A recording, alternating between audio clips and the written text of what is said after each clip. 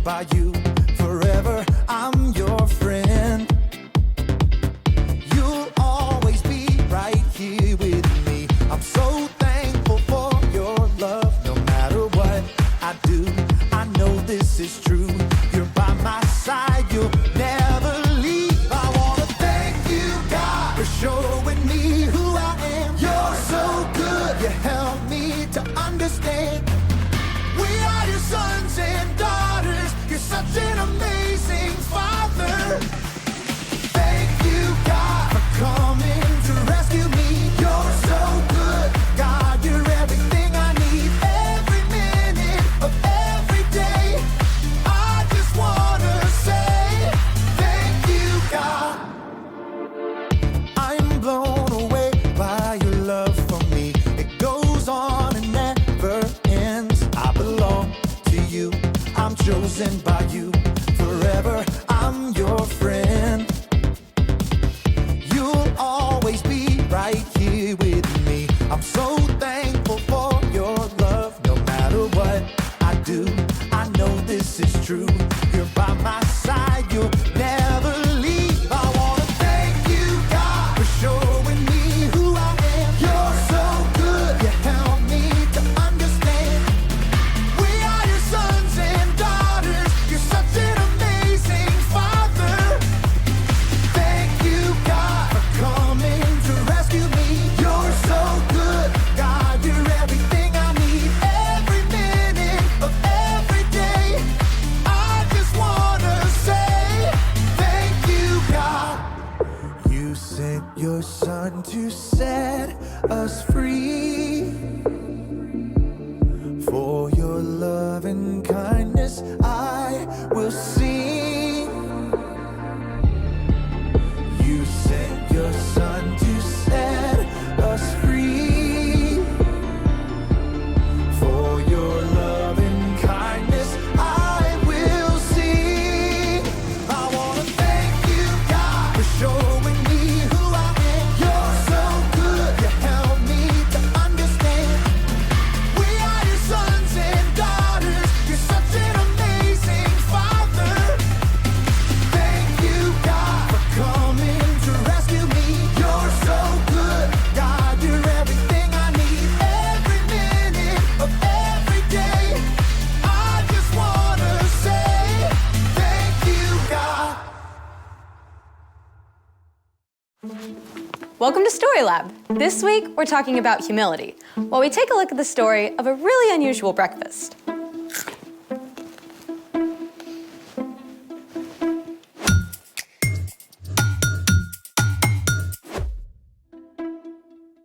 Hey, I'm Skylar. And I'm Sebastian. We're talking about humility, which is putting others first by giving up what you think you deserve. So what are we doing today? This. Taking out the trash. Take a look inside. Okay. Hold on. I feel like I'm doing surgery. Go ahead. One banana peel, eggshell, more eggshells, I like omelets. coffee grounds. Dark roast. This is the way. Ooh. Why are we doing an archaeological dig of your breakfast? Not just my breakfast. Let me guess, you lost a contact? Nope. I give up. What do you see? A bunch of garbage. I see pure gold. I think you need to get your eyes checked. This stuff can turn into something amazing. What? Ta-da! Dirt. Not just any old dirt. Compost. Compost is decayed organic matter used to fertilize and nourish garden soil. This stuff adds all kinds of nutrients. It can make plants grow like crazy. But how does all that turn into this? I'm so glad you asked. Let's make it. There are actually a bunch of ways to make compost. You can go outside and dig a hole about a foot deep, but you can also just compost on your kitchen counter with a bin like this. So you just dump the stuff into the bin and it turns to compost? Not quite. You need 2 ingredients for your compost recipe, greens and browns. I see green and I see brown. actually, these are all greens. Fruit and veggie scraps, eggshells, tea bags, and coffee grounds are all greens because they have a lot of nitrogen in them. If you have this many greens, you need 3 times as many browns. Ooh, will these do? Nope. Browns are rich in carbon, stuff like shredded newspaper, dried leaves, and cardboard.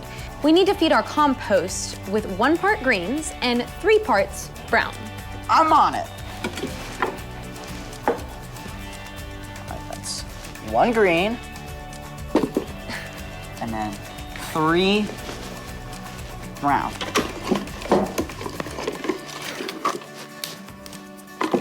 There we go. Now we keep doing that, right? Yep. 2 2. and 3. And then we need 1 of this. Yes. Well, it is basically garbage. That's it?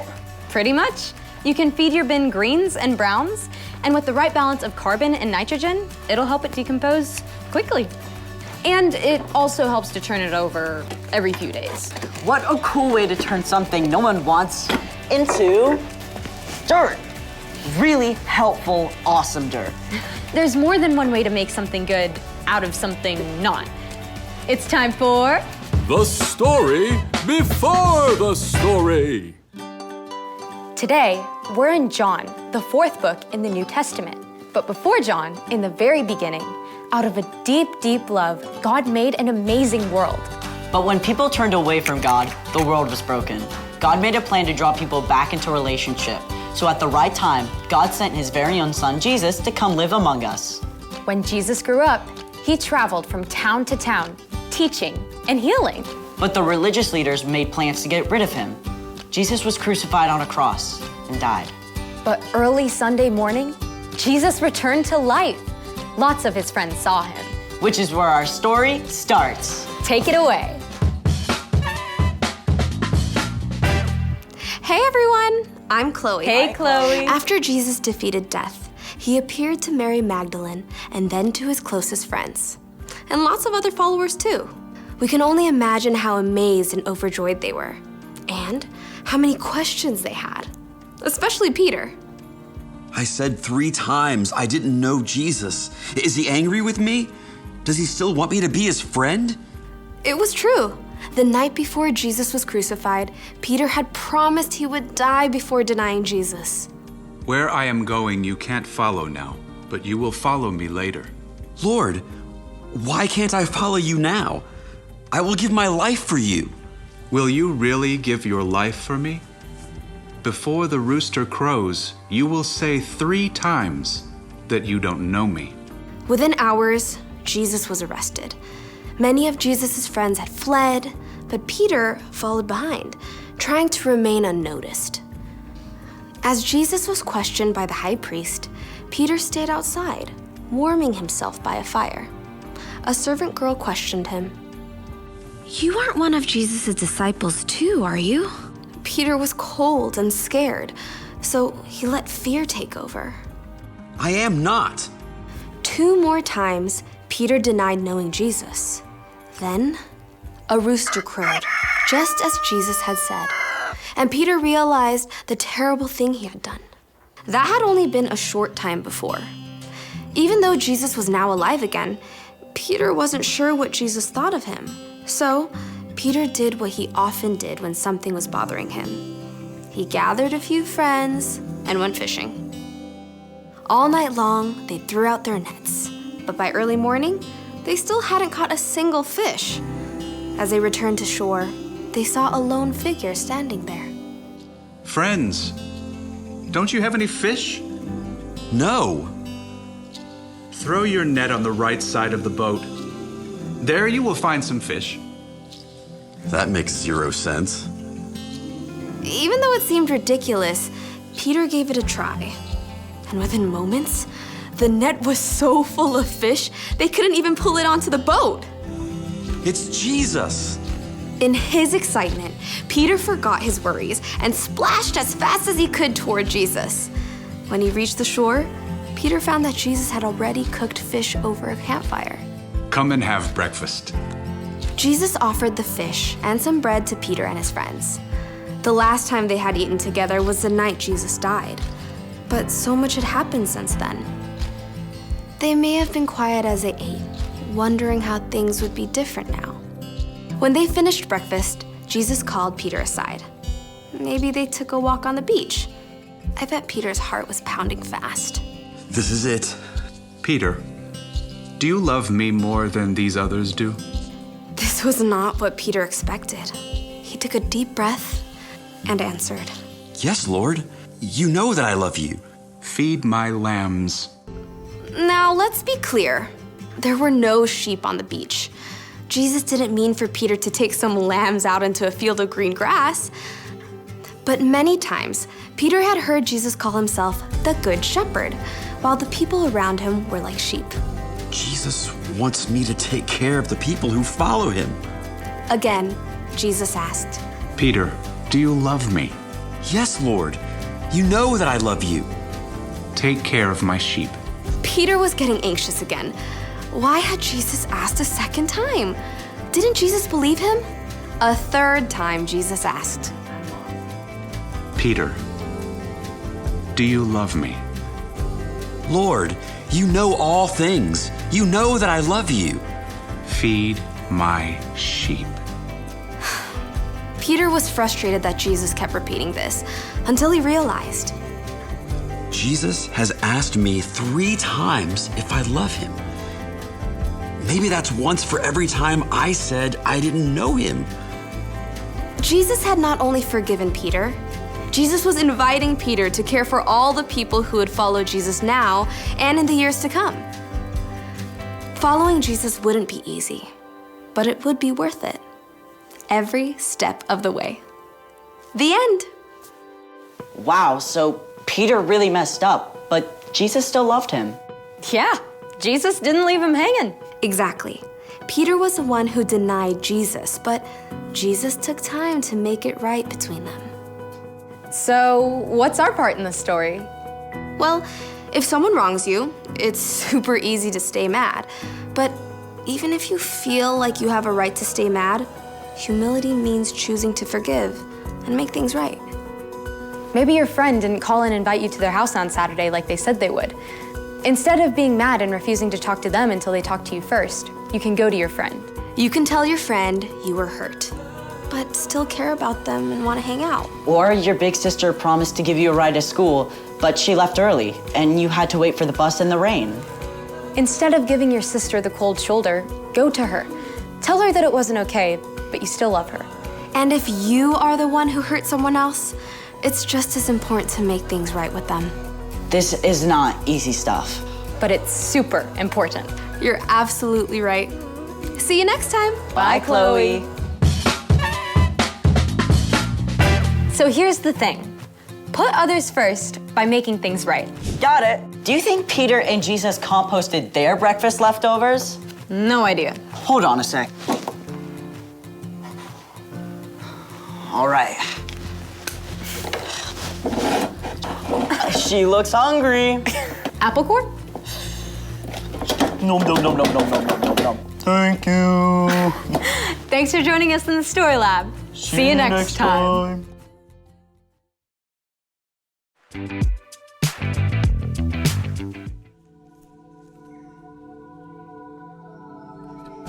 Oh, sorry I'm late. Shh. Oh, right. You want peace for our bonsai club. Shh. Lips are sealed.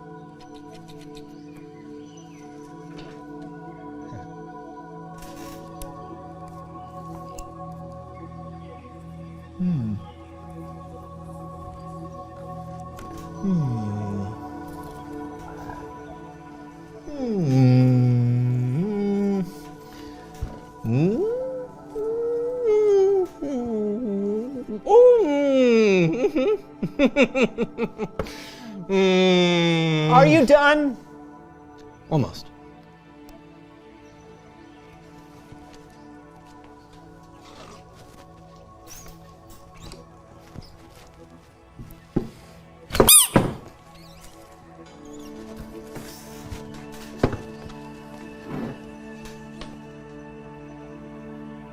It's beautiful, isn't it? Shh.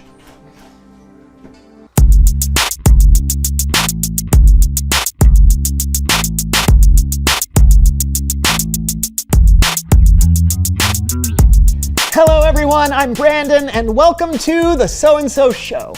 As you can see, my co-host John isn't here with me today, but I've been told that a substitute host should be here any minute. So there they are. Hi. Hello. Hello, are you Brandon? Yes, Brandon. And you are? Peter, Paul, and Maria. Peter, Paul, and Maria. Yes, but you can call me Pete. Okay. Pete, Huh? you look familiar. Huh? You. Me? No. Huh? What?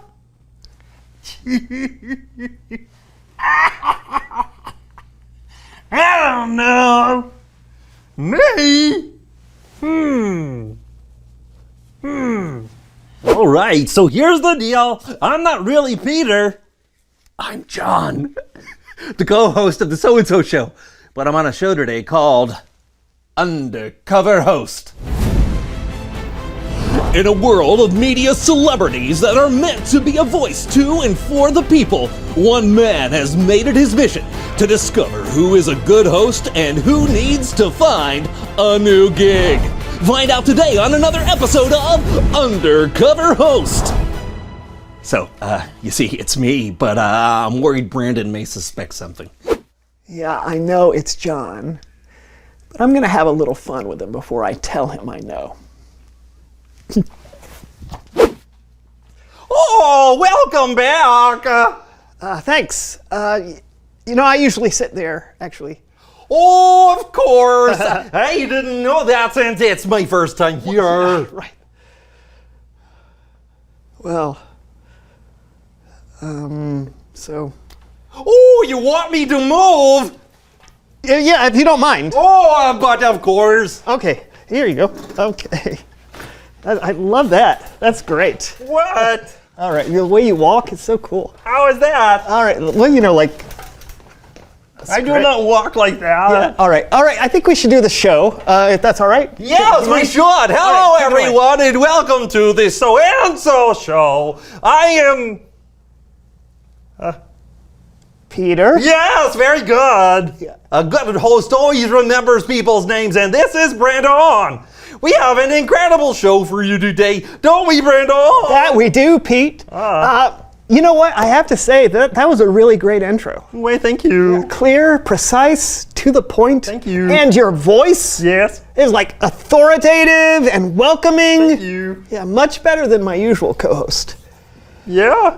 Oh yeah. Yeah, you are way better than John. Way better. Oh yeah, way better. Whoo!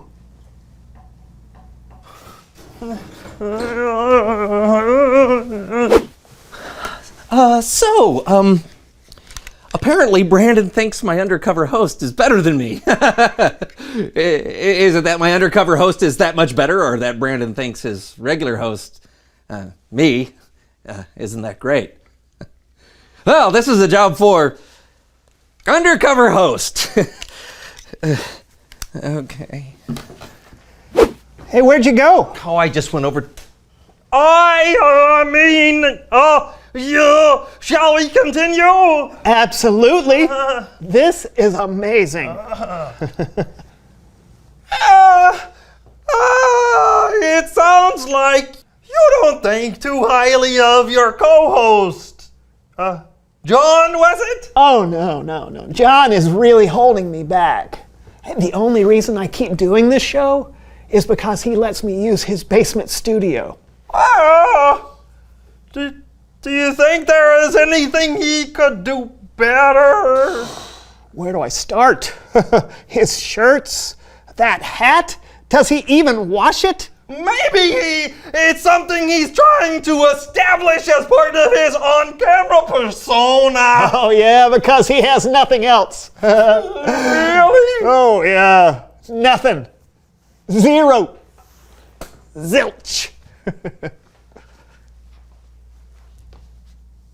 Nada.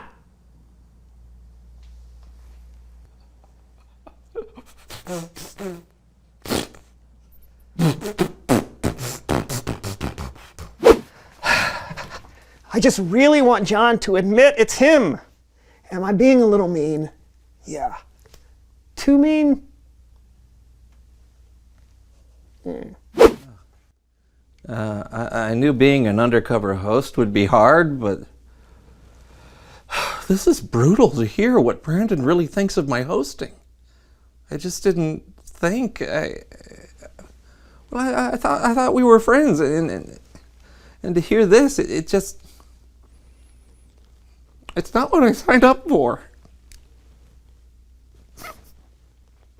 I'm not crying, you're crying. Oh, and then John is like, hidey-ho! Look, I don't know how to stand up like a normal person. Whoa! Whoa!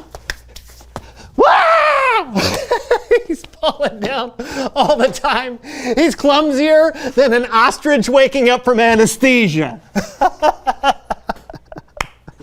Brandon? Yeah. It's me. What? Yeah, I'm not actually Peter.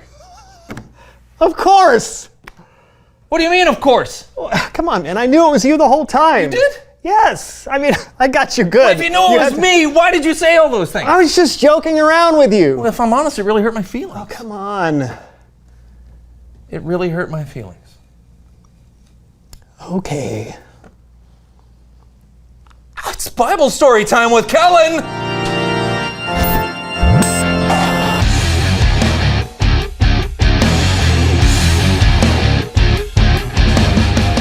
Hey, Kellen. Hey, guys.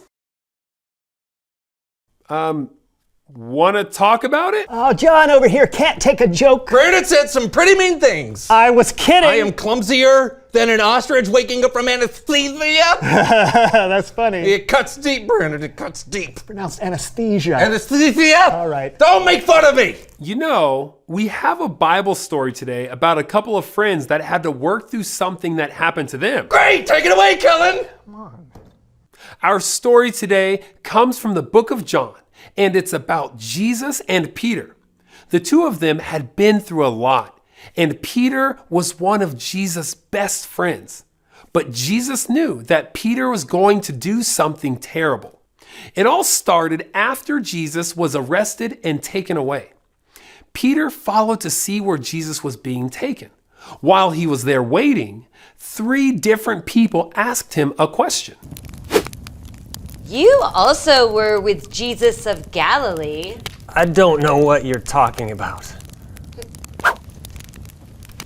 You aren't one of Jesus' disciples too, are you? No! Didn't I see you in the garden with Jesus? No! When Jesus needed him the most, Peter pretended like he didn't even know who Jesus was. Well, over the next few days, Jesus was killed, buried, and then he rose from the dead. That was incredible. But Peter had to still be thinking about what had happened between him and Jesus. Was Jesus disappointed? Angry? Well, Peter would soon find out. One night, Peter and some other disciples went fishing. They'd been fishing all night and hadn't caught a thing. That's when someone appeared on the shore and said, Friends, don't you have any fish? No!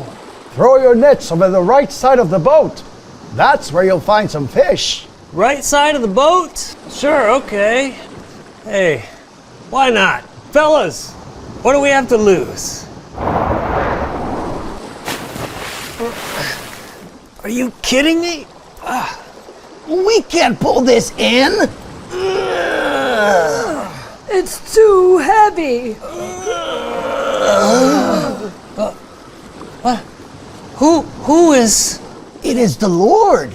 It's Jesus?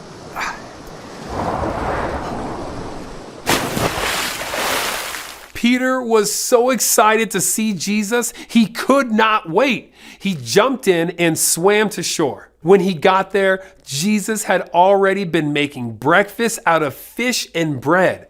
After they had eaten this breakfast, Jesus asked Peter a question. Simon, son of John, do you love me more than these others do? Yes, Lord. You know I love you. Feed my lambs. Jesus knew the time was coming for him to leave the earth. Now, there probably weren't any sheep on the seashore that day, but Jesus, many times before, had referred to himself as the shepherd and his followers as his sheep. Jesus wanted Peter to take care of his followers, but Jesus asked twice more. Peter, son of John, do you love me? Yes, Lord. You know I love you. Take care of my sheep. Peter, son of John, do you love me? Lord, you know all things. You know that I love you. Feed my sheep. Just as Peter had said 3 times that he didn't know Jesus, Jesus asked Peter 3 times if he loved him. It was probably hard for Peter to hear Jesus ask 3 different times if he loved him. But even though Peter had messed up and really hurt Jesus, Jesus still loved Peter and made things right with him. The end. It's a great story, Kellen. Yeah. Sure thing. I think y'all got it from here. Yeah, I think we do. Thanks. You know, that story got me thinking. It wasn't very funny for me to say those things about you. Sorry. Well, thanks, bud.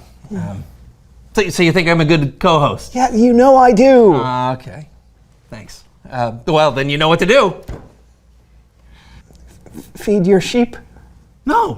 Reveal the question. Oh, yeah, reveal the question. When is it hard to make things right? Whew. It's hard when you accidentally break something that belongs to someone else and you don't have money to replace it. It's hard when you say something that hurts someone else's feelings. I mean, you can't take back your words once they're out of your mouth. Oh, and it's a given. We're going to mess up sometimes. We're going to say and do things that hurt friends and family. And friends and family are going to say and do things that hurt you too. But we should try and make things right, even when it's hard. That's right. Hey, remember, we have an incredible example in Jesus who showed us how to forgive. Indeed. I think that's all the time we have for today. Yeah, but we'll see you next time on the So-and-So Show with your new host, Lyle Poppin' J. Markowitz the 7th. We're gonna have so much F-U-N fun. Brandon? Where did Brandon go? No. Who are you? No, Brandon! No, it's me, John. No, really, it's me. Are you? Brandon!